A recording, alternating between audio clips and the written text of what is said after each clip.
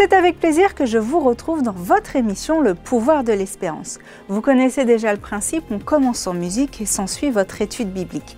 Tout de suite, La veuve de Sarepta avec Claudine Alexandrine.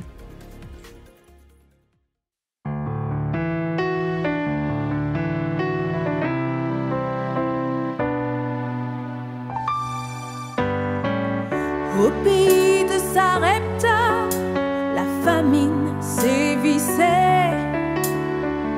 Elle ramassait du bois pour préparer son souper. C'était le dernier repas qu'avec son fils elle partagerait. Au pays de Sarepta, la mort s'était invitée.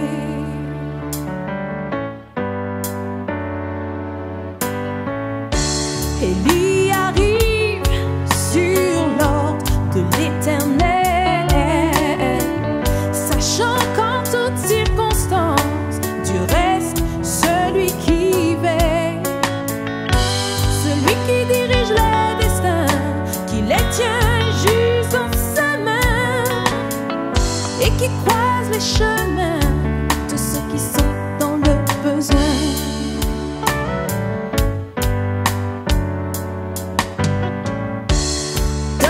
Du pain, ouvre-moi ta maison,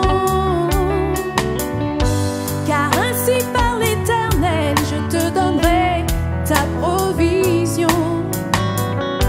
Ta farine, ton huile et ton eau jamais ne manqueront, non jamais. Aie confiance mon enfant, tu verras ma bénédiction.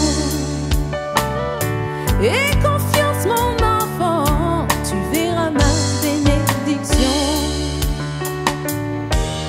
Pour tous ceux qui croient les promesses de l'Éternel, réchauffe la foi comme des rayons de soleil. La grâce viendra chaque matin accomplir des merveilles. Le miracle quotidien de l'huile qui se renouvelle. Observe bien le miracle quotidien de l'huile qui se renouvelle.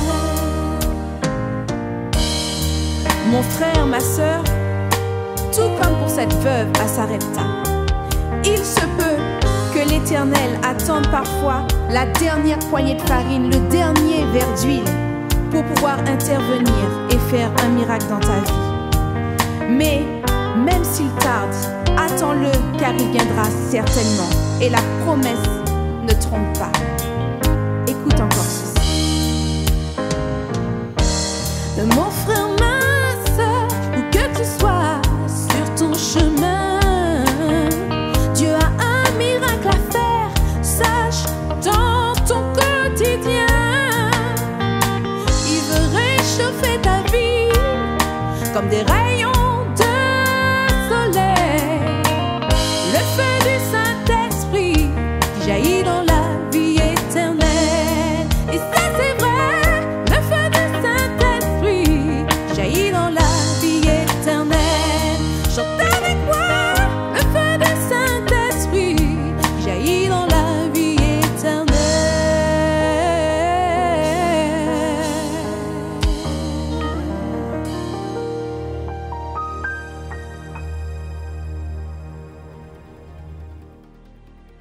Merci Claudine pour ce merveilleux témoignage. Et comme dit Fyodor Dostoïevski, vivre sans espoir, c'est cesser de vivre. Bonne étude biblique avec le pasteur Eddy Michel Carpin. Je vous dis à demain, même heure, même chaîne.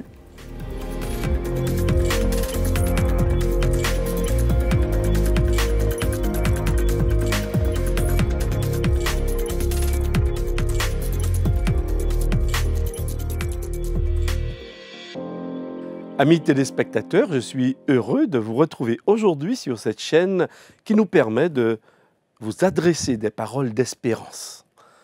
Merci à Florine pour son accueil et sa présence. Dans une étude réalisée par Sciences Po mesurant le niveau de confiance accordé aux acteurs politiques par les Français sur une période allant de 2009 à 2019, il ressort que la confiance envers ceux qui gouvernent la France n'a jamais été aussi faible. D'ailleurs, cette période est qualifiée par les spécialistes de décennie noire. Cette crise de confiance envers les institutions n'est pas seulement une crise collective. Non, elle impacte aussi la vie individuelle et touche même la confiance en soi. Ce pessimisme qui affecte la population française se retrouve aussi dans les autres pays du monde.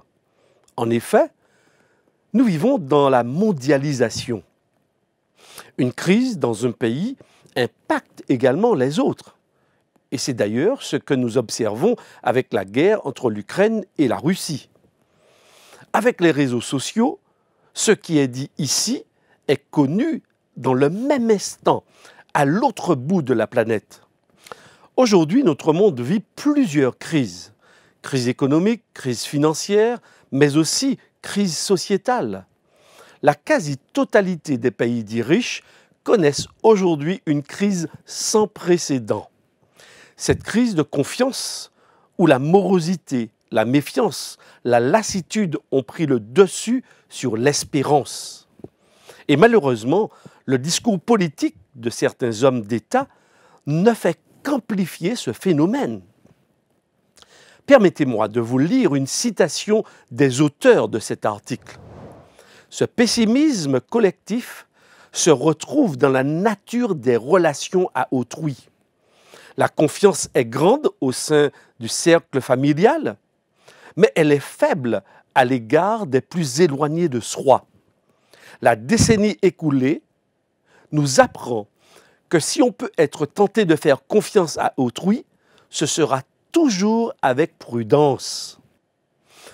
Le fragile optimisme individuel et le fort pessimisme collectif se retrouvent dans les rapports à l'avenir.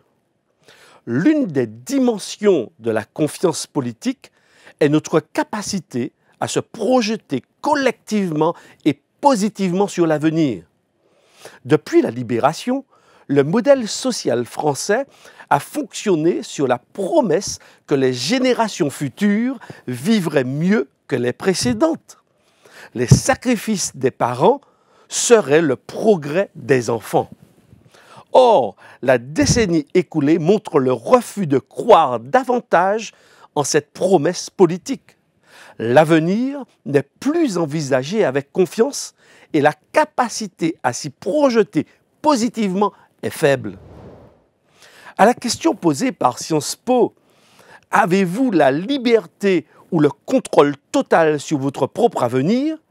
43% des personnes sondées ont répondu qu'elles n'avaient pas le contrôle total sur le propre avenir. Mesdames et messieurs, oui, nous traversons non seulement une crise financière, une crise économique et sociale, mais nous traversons également une crise de confiance en autrui. Une crise par rapport à ceux qui nous dirigent et même envers les religieux. C'est peut-être la raison qui fait que peu de personnes aujourd'hui croient que Jésus reviendra. Permettez-moi cette question. Qu'est-ce qui vous permettrait de faire à nouveau confiance à quelqu'un? Je crois que vous pourrez me répondre par cette phrase. Il faut que cette personne fasse ce qu'elle dit.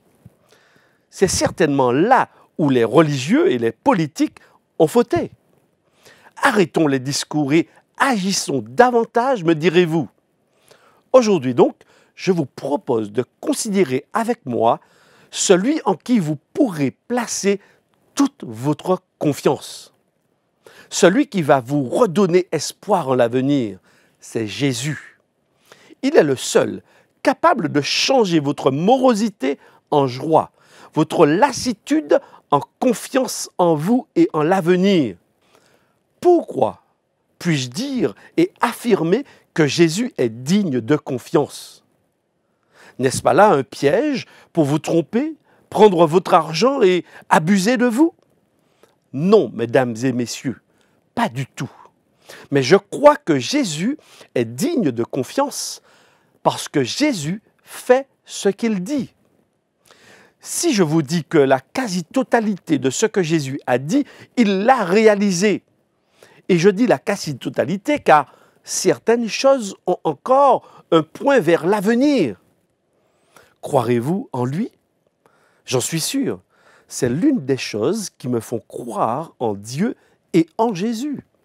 Jusqu'à présent, il n'a jamais manqué une seule de ses promesses, ni aucun de ses engagements.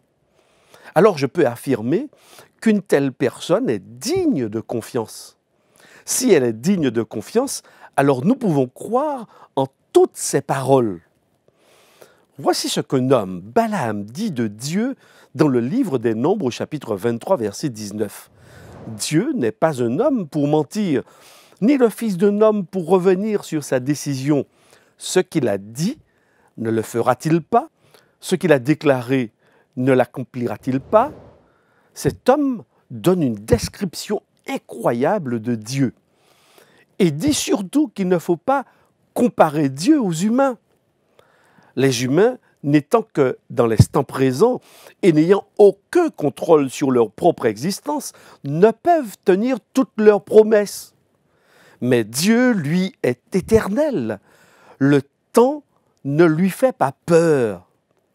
D'ailleurs, Moïse disait dans sa prière, au psaume 90, verset 4, « Car 1000 ans sont à tes yeux comme le jour d'hier, quand il n'est plus. » Jésus et Dieu ont tous les pouvoirs pour accomplir leurs promesses et tenir leur engagement, car ils sont hors du temps, ils maîtrisent le temps. Je peux vous dire que toute la Bible est écrite, d'ailleurs, pour nous dire que Dieu tient parole, qu'il est fiable, sa parole est sûre et il fait ce qu'il dit. N'est-ce pas là une parole qui donne espoir? Enfin, quelqu'un capable de tenir parole, quelqu'un qui ne trompe pas, mais qui dit ce qu'il fait et qui fait ce qu'il dit. Dans le livre de la Genèse, lorsque les humains Adam et Ève se rebellèrent contre Dieu, Dieu ne les abandonna pas à leur sort. Au contraire, il leur fit la promesse d'un libérateur qui viendrait inverser le processus de mort dans lequel ils étaient tombés. Il annonça sa victoire sur le serpent Satan et sur la mort des siècles avant la venue de Jésus. Le livre de la Genèse, au chapitre 3, verset 15, nous dit « Je mettrai l'hostilité entre toi et la femme, entre ta descendance et sa descendance. Celle-ci t'écrasera la tête et tu lui blesseras le talon. » Cet engagement de Dieu d'écraser la tête du serpent par la descendance de la femme, le Messie, fut attendu par toutes les générations depuis Adam jusqu'à ce qu'elle trouve sa réalisation des siècles plus tard, grâce à l'incarnation de Jésus. Voici d'ailleurs ce que dit l'apôtre Paul dans Galates chapitre 4 verset 4. « Mais lorsque le moment est venu, Dieu a envoyé son Fils né d'une femme née sous la loi. » Paul parle ici donc du moment venu, lorsque les temps ont été accomplis.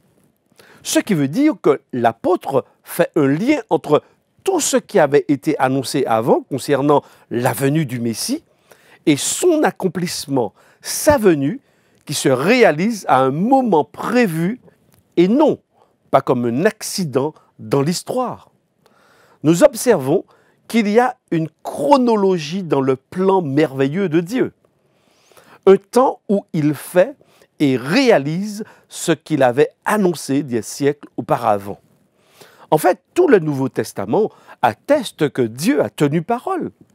Ce qu'il avait annoncé s'est bien réalisé dans notre histoire. D'ailleurs, après sa résurrection, Jésus chemina avec 2 disciples sur le chemin d'Emmaüs. Et voici ce qu'il fit avec eux. Ceci a été noté dans l'Évangile selon Luc au chapitre 24, les versets 27. Puis en commençant par les écrits de Moïse et continuant par ceux de tous les prophètes, il leur expliqua dans toutes les Écritures ce qui le concernait. Jésus donc a montré à ses disciples que toutes les Écritures convergent vers lui, car c'est lui la solution aux problèmes de l'humanité. C'est lui qui était annoncé. Mesdames et messieurs, lorsque vous étudiez la Bible, c'est pour comprendre le plan de Dieu, comprendre comment il vous sauve et comment il solutionnera le problème du mal. Toute la génération des disciples, ainsi que la population de la Palestine durant la première partie du 1er siècle, a été témoin de la venue de Jésus sur la terre. D'ailleurs, l'apôtre Jean dira lui-même dans 1 Jean chapitre 1 verset 1, « Celui qui était dès le commencement, ce que nous avons entendu, ce que nous avons vu de nos yeux, ce que nous avons contemplé et que nos mains ont touché concernant la parole de la vie, nous vous l'annonçons. La vie, en effet, s'est manifestée. Nous l'avons vue, nous en sommes témoins et nous vous l'annonçons, cette vie éternelle qui était auprès du Père et qui s'y manifestait à nous, c'est-à-dire Jésus. » Mesdames et messieurs, Dieu a tenu parole. Il a fait ce qu'il avait annoncé. Et dans d'autres textes de la Bible, il est parlé également de ce que Dieu a annoncé et qui s'est réalisé. Par exemple, le prophète Daniel, lui qui était exilé à Babylone à l'époque du roi Nebuchadnezzar, eh bien, il a eu l'occasion de révéler à ce roi l'avenir. En effet, ce monarque avait eu un rêve dans lequel il avait vu une statue composée de plusieurs métaux, de l'or, de l'argent, du bronze, du fer, de l'argile mêlée de fer. Et voici l'explication que donna Daniel au roi Nebuchadnezzar de la part de Dieu. Daniel, chapitre 2, versets 38 à 40. « La tête en or, c'est Troie.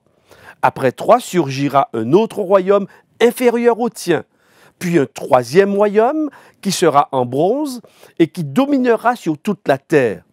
Il y aura un quatrième royaume solide comme du fer. En effet, le fer pulvérise et écrase tout. Comme le fer brise tout, il pulvérisera et écrasera les autres. » L'histoire nous rapporte que l'Empire perse succéda à l'Empire babylonien. Puis, après l'Empire perse, surgit ensuite l'Empire grec, puis l'Empire romain, puis une diversité de royaumes ne parvenant pas à s'unir les uns aux autres. Ces royaumes furent décrits et expliqués par Dieu à ce monarque par l'intermédiaire du prophète Daniel qui vivait à la cour du roi de Babylone. Qui, sinon le Dieu de la Bible, peut annoncer les choses des siècles avant qu'elles n'arrivent? Dieu le fait pour nous permettre justement de lui faire confiance, pour qu'en voyant les choses qu'il a annoncées s'accomplir, vous et moi, nous ayons la foi en lui. Mesdames et messieurs, ces éléments de l'histoire que chacun peut vérifier nous montrent que Dieu voit plus loin que les hommes. Il connaît les temps et les circonstances et il peut aisément annoncer leur venue et dire avec exactitude lorsqu'elles se produiront. C'est pourquoi lorsque le Dieu de la Bible me dit que Jésus reviendra, alors je n'ai aucun doute. En dépit des circonstances qui pourraient me laisser croire le contraire, je veux vous dire que Dieu tiendra parole. Il reviendra. Le royaume d'Israël et de Juda avait été tous deux détruits. Et finalement, le roi de Babylone, Nabuchodonosor, avait déporté les populations du territoire de Juda afin d'éviter toute révolte de leur part. Tandis que le peuple se demandait s'il ne fallait pas organiser une révolte ou résister à l'envahisseur babylonien, le prophète Jérémie reçut un message particulier de Dieu. Ce dernier lui demandait de dire aux dirigeants et au peuple de ne pas se révolter, mais d'accepter la domination babylonienne, car viendrait un temps où Dieu lui-même traiterait le cas de Babylone. Parmi ces paroles transmises à Jérémie, on retrouve une annonce très précise du temps que durerait l'exil du peuple en territoire étranger. Jérémie, chapitre 2, versets 11 à 12. « Tout ce pays deviendra une ruine, un désert, et ces nations seront asservies au roi de Babylone pendant 70 ans. Mais lorsque ces 70 ans seront accomplis, je châtierai le roi de Babylone et cette nation, dit l'Éternel, à cause de leur iniquité. Je punirai le pays des Chaldéens et j'en ferai des ruines éternelles. » En 609, Jérusalem fut assiégée par l'armée de Nebuchadnezzar et la déportation commença. Mais vers 509, soit environ 70 ans après, l'armée de Cyrus, roi de Perse, assiégea Babylone et la ville fut prise sans aucune résistance.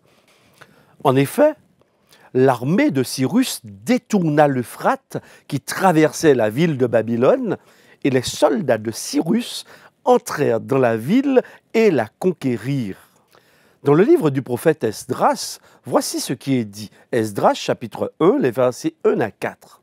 « La première année du règne de Cyrus sur la Perse, l'Éternel réveilla l'esprit de Cyrus, roi de Perse, afin que s'accomplisse la parole de l'Éternel prononcée par la bouche de Jérémie. Et il fit faire de vive voix et même par écrit la proclamation que voici dans tout son royaume. Voici ce que dit Cyrus, roi de Perse. L'Éternel, le Dieu du ciel, m'a donné tous les royaumes de la terre et m'a désigné pour lui construire un temple à Jérusalem en Juda. Qui parmi vous fait partie de son peuple? Que son Dieu soit avec lui et qu'il monte à Jérusalem en Juda pour reconstruire la maison de l'Éternel, le Dieu d'Israël. Dieu tient-il parole? Oui, nous pouvons l'affirmer. Il accomplit ce qu'il dit.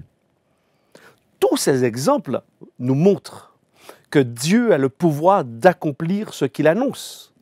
Les temps, les circonstances ne peuvent en détourner le cours. Jésus reviendra, c'est une certitude. Tout notre espoir repose sur la promesse de son retour. En 1942, en pleine Deuxième Guerre mondiale, le général MacArthur de l'armée américaine basée aux Philippines fut obligé par le président Roosevelt de quitter l'île à cause de l'avancée de l'occupant japonais.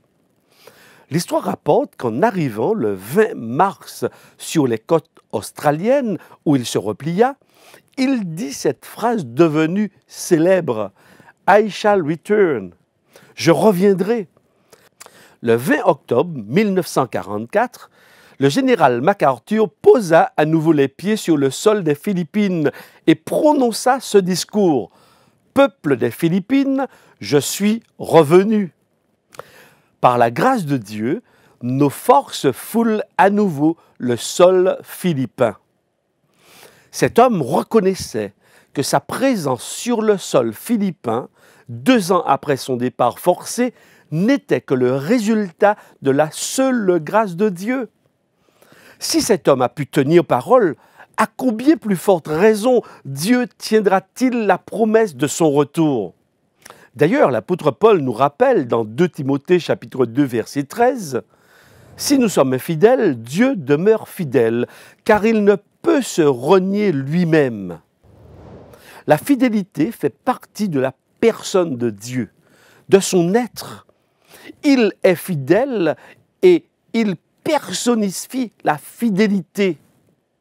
Dieu ne peut être autrement que fidèle. Mesdames et messieurs, Dieu vous aime. C'est pourquoi il doit revenir.